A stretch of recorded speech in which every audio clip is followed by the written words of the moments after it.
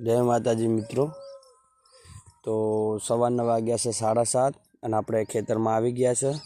તો આપણે મકાઈમાં કાલે આપણે મમરી નાખી હતી, જે આ સોટી છે અત્યારે જે યુરો માટે ખાસ કરીને તમે જોઈ શકો છો। આ આપણે મમરી નાખી હતી, તો બધા છોડે ફરીને નાખેલી છે। તો આખો દિવસ કાલે મમરી નાખવામાં જતો રહ્યો છે અને હવે આપણે એરંડા અને પાટા ચેડે બાંધી ટ્રેક્ટરનો અને વચ્ચે એક દોતો રાખી એટલે મકાઈ પણ હરાઈ જાય અને એરંડા હરાઈ જાય।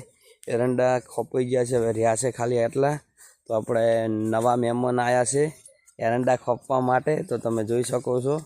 તો એ તારે મસાલો બનાવે છે, મસાલો બનાવી અને એ પણ ખોપવા લાગી જશે। તો તમે જોઈ શકો છો